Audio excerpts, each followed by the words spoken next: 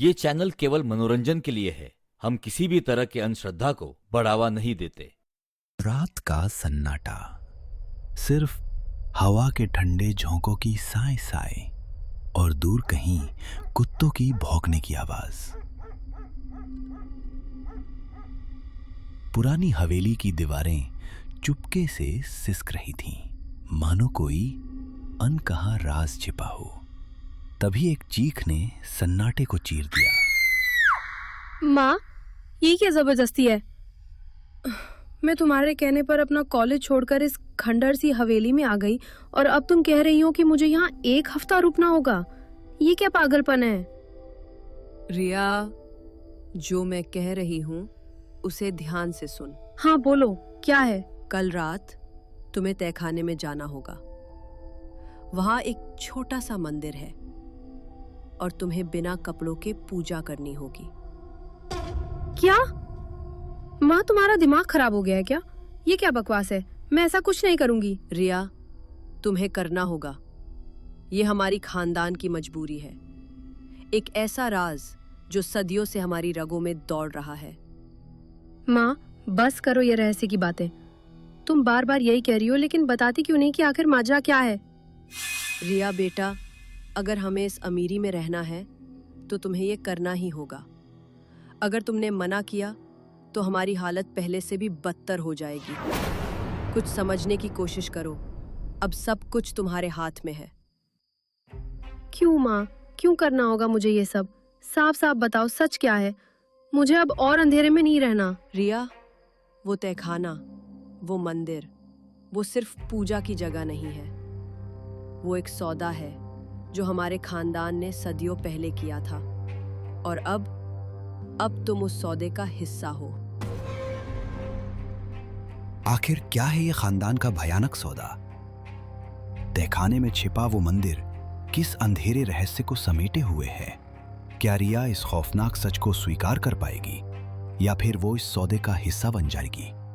आइए इस डरावनी सच्चाई का पर्दा उठाते हैं।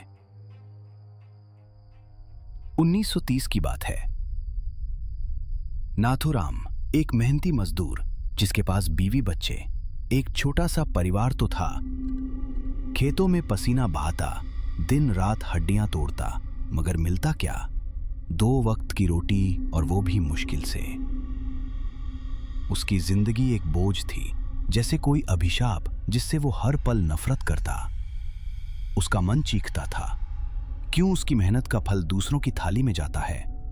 क्यों वो सेठ जो कभी उसके जैसा ही था अब महलों में रहता है और वो मिट्टी में सनकर भीख मांगने जैसी जिंदगी जी रहा है? एक तपती दोपहर खेत के किनारे एक पेड़ की छांव में नाथूराम और उसका दोस्त हरिया खाना खाने के बाद आराम करने लिए बैठे थे। चारों तरफ सन्नाटा, सिर्फ भिनभिनाती मक्खियों की आवाज और दूर कहीं कौवों का कर्कश शोर।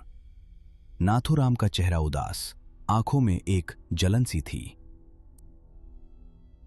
क्या नाथूराम, इतना उदास क्यों लग रहा है? उदास नहीं हो तो क्या हूं हरिया? दिन रात खेतों में हड्डियां तोड़ो और मिलता क्या है? 2 वक्त की रोटी, वो भी आधी अधूरी। और वो साला सेठ बिना पसीना बहाए महल में ऐश कर रहा है। ये क्या मजाक है? ये तो किस्मत का खेल है नाथू। इसमें हम क्या कर सकते हैं? किस्मत? साला वो सेठ क्या सोने का चम्मच लेके पैदा हुआ था? वो भी तो हमारे जैसा था हरिया। ज्यादा से ज्यादा 2-3 साल का फर्क होगा। फिर वो कैसे इतना अमीर हो गया और हम अब भी कीचड़ में सड़ रहे? वो भी तो है, लेकिन... क्या लेकिन? बोलना, टाल क्यों रहा है? सुना है सेठ पिछले 2 साल में ही इतना अमीर बना है। कैसे? खोल के बता हरिया। मैंने सुना है उनके घर के तहखाने में एक मंदिर है।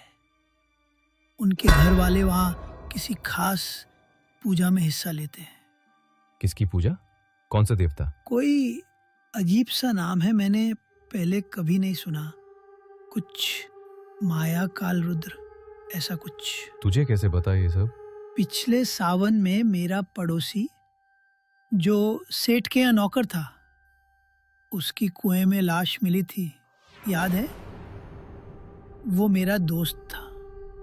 एक रात नशे में उसने मुझे ये बात बताई थी। सेठ के तहखाने का राज वो कोई साधारण पूजा नहीं है। अच्छा, तो ये बात है। चल छोड़, हमारा नसीब कहाँ ऐसा। उसने बात को टालने की कोशिश की, मगर उसकी आंखों में एक अजीब सी चमक थी। चल काम पे चलते हैं। दोनों खेतों में काम पर लौट गए, मगर नाथूराम का मन अब खेतों में नहीं था। उसका दिमाग एक तूफान की तरह उलझा हुआ था। वो तहखाना, वो मंदिर, वो माया काला रुद्र, आखिर क्या राज है? सेठ ने ऐसा क्या किया कि रातों रात अमीर बन गया? और वो देवता जिसका नाम तक कोई नहीं जानता, क्या सचमुच इतना ताकतवर है? नाथूराम के मन में सवालों का अंधेरा गहराता जा रहा था। उसे जवाब चाहिए थे, चाहे उसकी कीमत जो भी हो। क्या वो इस रहस्य के पीछे जाएगा, या ये जिज्ञासा उसे किसी अनहोनी में धकेल देगी? एक उमस भरी शाम थी। सूरज डूब चुका था और सेठ की हवेली के चारों ओर सन्नाटा पसरा था। नाथूराम अपने दिन भर के मजदूरी के पैसे लेने के लिए हवेली पहुंचा। उसका चेहरा थकान और गुस्से से भरा था। पेट में भूख और मन में सेठ की दौलत का रहस्य उसे खाए जा रहा था। हवेली का दरवाजा खटखटाने पर एक हल्की सी चरमराहट हुई और सेठ की छोटी बहन कमला बाहर आई। उसका चेहरा शांत था, मगर आंखों में एक अजीब सी चमक थी, जैसे वो कुछ छिपा रही हो। कमला बाई, सेठ जी कहाँ हैं? मेरे मजदूरी के पैसे लेने हैं। भैया और भाभी गांव गए हैं कुछ जरूरी काम से। अभी घर पर कोई नहीं है। तो क्या मुझे खाली हाथ लौटना पड़ेगा? मैंने दिन भर काम किया है कमला बाई, मेरे बच्चे भूखे हैं, कुछ तो दे दो। उसने एक पल के लिए नाथूराम को घूरा, फिर धीमे से बोली, ठीक है, थोड़ा रुको, मैं गोदाम से अनाज ले आती हूँ। नाथूराम बाहर खड़ा रहा, मगर उसका मन अब पैसे या अनाज तक सीमित नहीं था। तहखाना, माया काल रुद्र और सेठ की रहस्यमयी दौलत, ये सब उसे अंदर खींच रहा था। उसने चारों तरफ देखा, कोई नहीं था। मौका था। वो चुपके से हवेली के भीतर कदम रखने लगा। तभी उसकी नजर एक पुराने लकड़ी के दरवाजे पर पड़ी। वो तहखाने का दरवाजा था। उसका हाथ दरवाजे की कुंडी की ओर बढ़ने ही वाला था कि तू अंदर क्यों आया? ये अनाज ले और बाहर निकल अभी। माफी कमला बाई, मैं बस यूं ही। यहाँ कोई यूं ही नहीं घुसता नाथू, ये हवेली तेरे लिए नहीं है। ले ये अनाज और जा, वरना। हाँ, माफी बाई, मैं जाता हूँ। उसने बोरी उठाई और जल्दी से बाहर की ओर बढ़ा, मगर पीछे मुड़कर उसने तहखाने के दरवाजे को एक आखिरी नजर दी।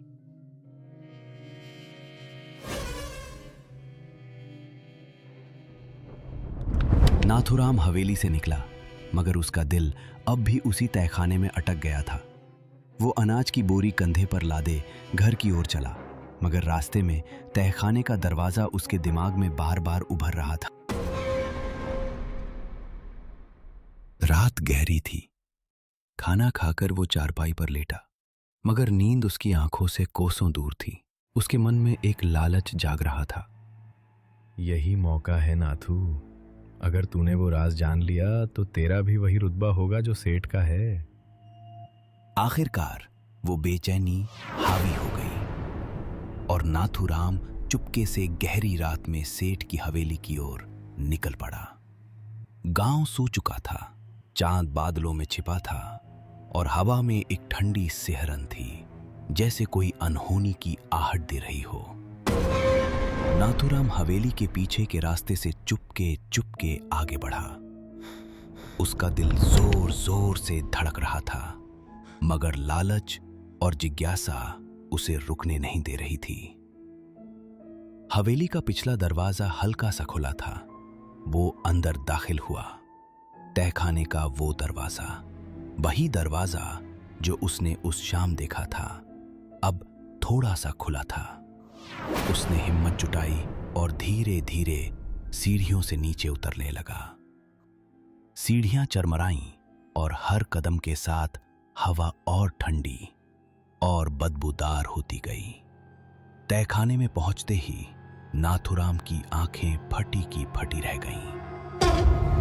वहां एक छोटे से मंदिर में कमला खड़ी थी, निर्वस्त्र, अपनी आंखें बंद किए और हाथों में एक अजीब सी थाली लिए।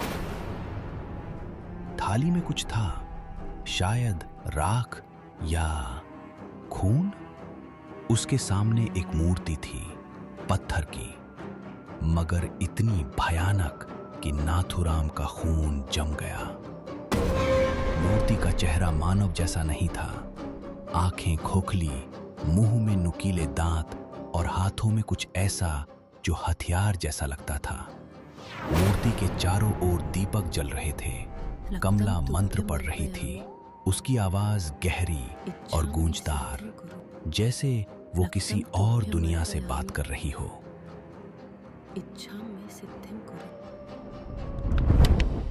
ये क्या है? ये कोई देवता नहीं, ये तो राक्षस है। सेठ के लोग इसकी पूजा करते हैं। नाथुराम की नजर मूर्ति पर टिकी थी। तभी कमला की मंत्रोच्चारण रुक गया। उसे कोई आभास हुआ। वो धीरे से पलटी। उसकी नजर नाथुराम पर पड़ी और उसकी आंखें डर और गुस्से से लाल हो गईं। नाथुराम, तू यहाँ क्या कर रहा है?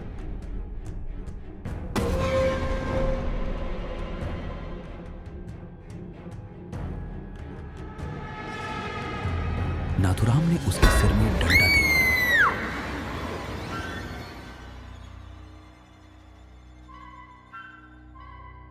ये क्या कर दिया मैंने? क्या अब नाथुराम इस सौदे का अगला हिस्सा बन चुका है, या फिर वो कुछ ऐसा देख चुका है जिससे अब वापस लौटना मुमकिन नहीं? जवाब मिलेगा अगले भाग में।